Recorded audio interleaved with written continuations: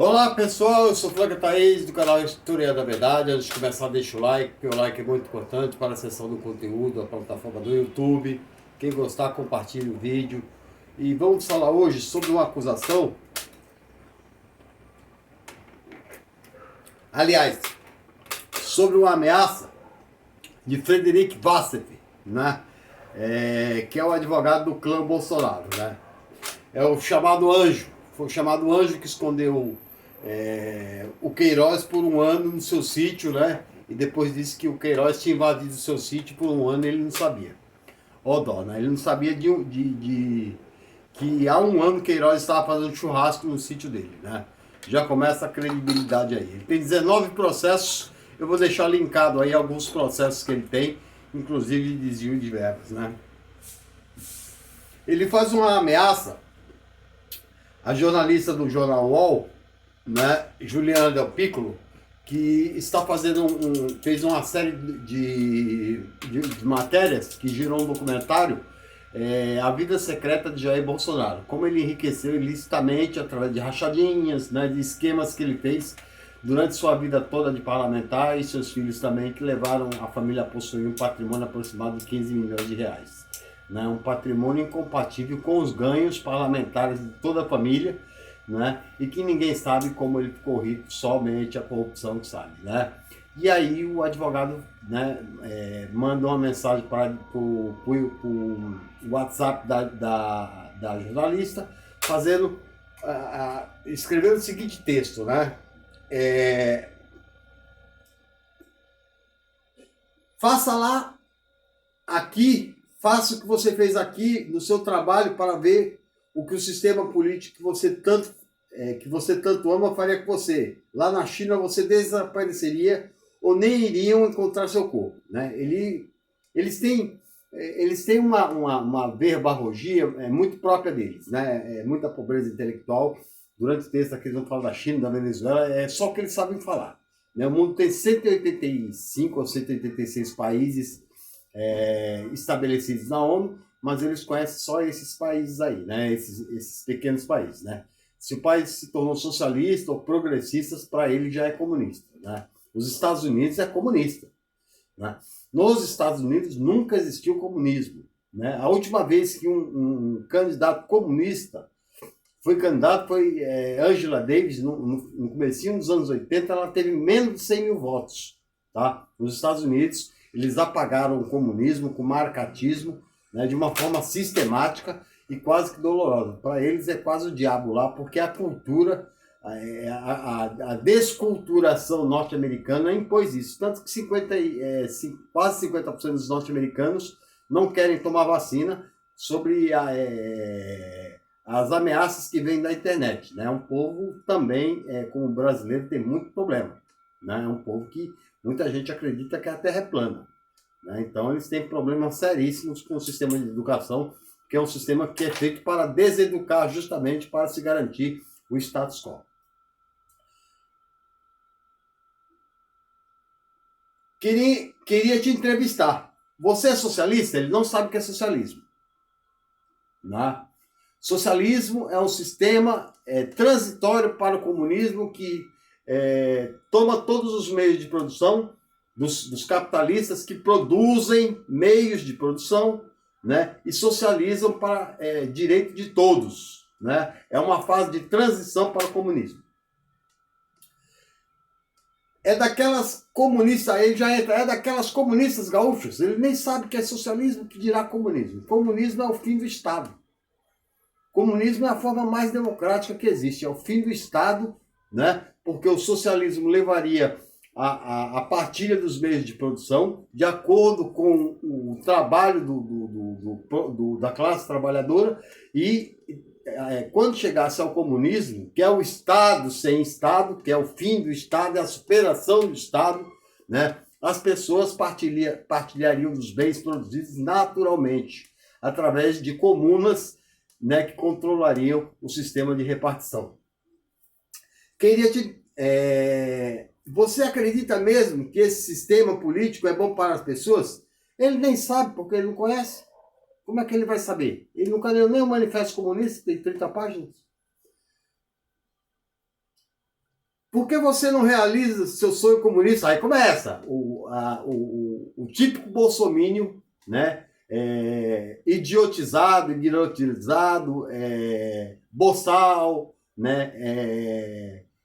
Aquela pessoa ralé, né? A ralé fascista, né? O fascismo é conhecido por essa pobreza intelectual, né? Ele cita Cuba, que ele conhece, Venezuela, Argentina, Coreia do Norte, são esses países que eles conhecem, né? Que são tudo comunistas. A Argentina, até 2 anos atrás, sobre o governo Macri, numa miséria danada, o governo se endividando com o FMI, era bom, né? A luz 700% mais alto, o povo tudo sem luz, usando fogão de lenha, era tudo bom. Agora que está, né, com um governo que é progressista, é ruim, não presta. Para eles, eles não aceitam soberania popular e se dizem democráticos, né? A democracia pressupõe você aceitar o resultado das urnas do seu país e do país dos outros, né?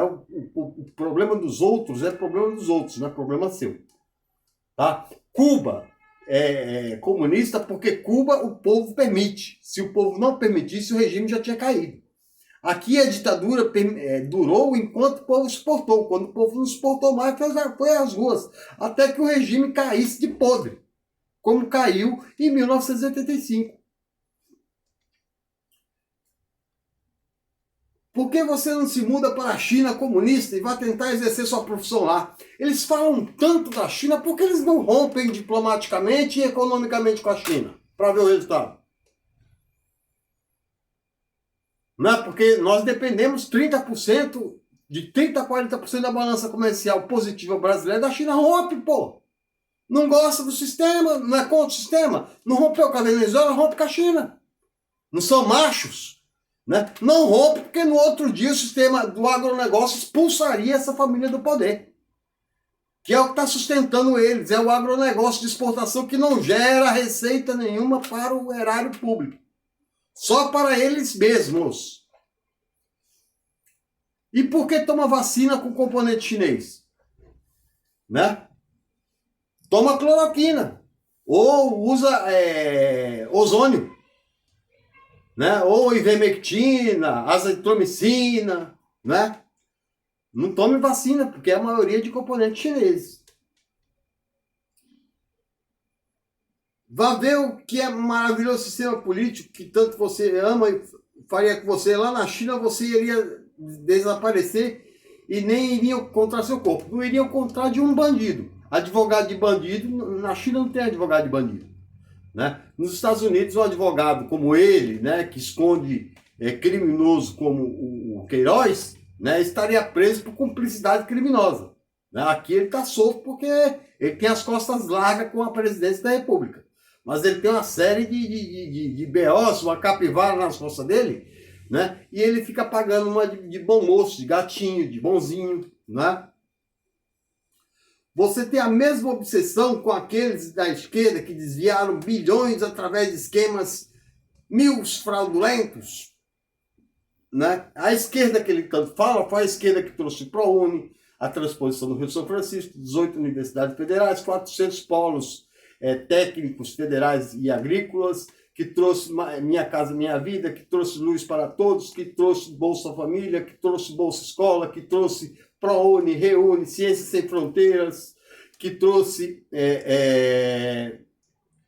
divisas para o Brasil, que levou financiamentos brasileiros para o exterior, que projetou as empreiteiras brasileiras internacionalmente, que projetou o país mundialmente, que projetou o presidente mundialmente, que deu 37 títulos de doutor honoris para o presidente da República e que levou o presidente da República a ter 2 indicações para o Prêmio Nobel da Paz. Essa é a esquerda que ele fala. O bom é a direita que matou 520 mil e que entrará para a história como o 3º maior genocídio da história do Brasil e o maior genocídio da história republicana do Brasil em mais de 100 anos de república.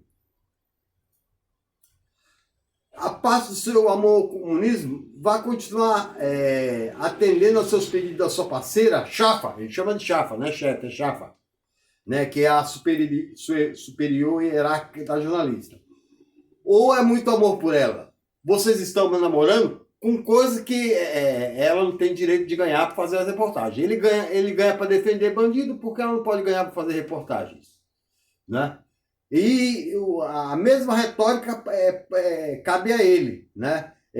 Ou é muito amor por ela, é muito amor pelo Flávio Bolsonaro para defendê-lo, ou está ganhando muito dinheiro com a máfia da família Bolsonaro, né? Tanto que, né, a seguir ele fala algumas coisas aqui, né? Se eu financiar, ó, ele tem dinheiro. Se eu financiar todos os custos para Caracas, você iria fazer matérias que você está fazendo por lá? Né, com coisas que a Venezuela persegue jornalistas, né? O Juan Guaidó, que é um arremedo de presidente declarado pela OEA, né, e apoiado pelos países europeus, né, golpistas também, né? O Juan Guaidó está lá livre e solto, só não consegue arregimentar a população para o golpe dele, né? Porque ele é um entreguista do patrimônio que é o petróleo venezuelano, e o povo já tem consciência que o petróleo venezuelano pertence a eles, e deles tem que ser, para eles tem que ser usufruído. Por que você não experimenta na sua pele o que é a esquerda, para depois lutar tanto para atingir o presidente do seu país e trazer o comunismo para o meu amado Brasil? Atingir o presidente é ele que se atinge. É o presidente mais hipócrita, mentiroso, mau caráter, boca dura, né? Antidemocrático, né? É um presidente que não consegue conviver com críticas, é um presidente que ameaça, é um presidente homofóbico, é um presidente racista, é um presidente que não gosta de pobre, é um presidente que todo mundo já sabe o que ele é. É um presidente que queria que as pessoas se contaminassem através do efeito manada, que mataria mais de 2 milhões, e não seria possível porque o vírus muda e as pessoas se contaminariam várias vezes e ia ter uma tragédia sanitária no Brasil, né? É um presidente que o Brasil hoje está sendo visto mal internacionalmente, né? Meu amado Brasil, é um presidente que nenhum presidente importante do mundo quis recebê-lo até hoje, em 2 anos e meio de mandato. França, Alemanha, Inglaterra, Itália, Espanha, Portugal, Estados Unidos, nenhum. Nenhum país recebeu. Canadá, nenhum. Japão, nenhum país. Né? O único país que ele teve foi na época do Trump, foi para beijar a mão, pedir desculpa para o presidente chinês Xi Jinping. Mais nada. Coreia do Sul, nenhum país. Ele não foi recebido por nenhum. O último aliado que ele tinha era Benjamin Netanyahu, que também já foi.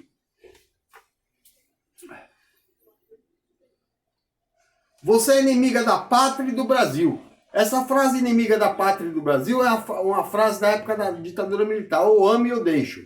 Com essa frase, eu amo ou deixo, o país perdeu a maioria dos intelectuais, cientistas que existiam no país. O país passou por 20 anos, né, de pobreza intelectual, né, que levou o Brasil, no final da ditadura, a um país pobre, um país que devia para o FMI, tanto que assim que o governo Sarney assumiu, teve que declarar moratória, ou seja, calote às dívidas internacionais, um país que não tinha educação, um país que era o país considerado o país do maior número de banguelas do mundo, um país que quando a ditadura assumiu tinha 36% de analfabetos e saiu com 33% de analfabetos, né? Um país com analfabetos que só a redemocratização melhorou. Hoje nós temos aproximadamente 5% da população analfabeta ainda, né? Mas foi só com o sistema democrático e com as escolas. A ditadura não teve preocupação com o fim do analfabetismo, e sim preocupada com a repressão e a criminalização da pobreza. É esse país que ele diz que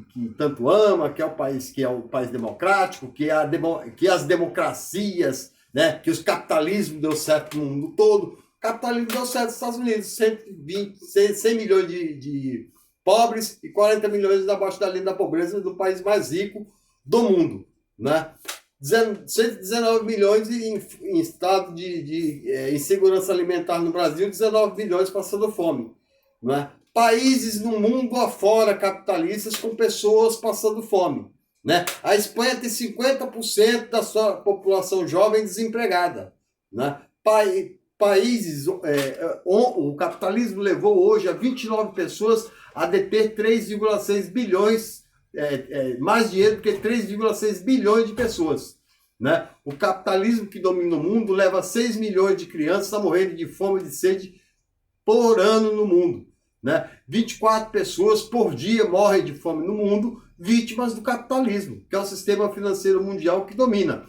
Todas as guerras que houveram no século XX foram obra do capitalismo. Todas as guerras que houveram no século XIX foram obra do capitalismo. Todas as guerras que houveram no século XVIII foram obras do pré-capitalismo. Então, que sucesso trouxe o capitalismo até hoje? Né? O capitalismo que deixa o Estado roubar, o banco quando rouba é legal. Né? Se você roubar um chiclete é crime, mas se o banco roubar 360% de juros no seu cartão, é um crime legal, institucionalizado. Esse é o sistema capitalista, que favorece aos mais ricos e deixa os mais pobres ainda, e se reclamarem, ainda sofrerem sanções pelo fato de reclamar da pobreza. Ok? Então esse Frederic Wassef, ele tem moral nenhuma para acusar o jornalista, né? Na verdade ele recebeu várias críticas de várias organizações nacionais brasileiras e ele vai ser investigado pela OAB.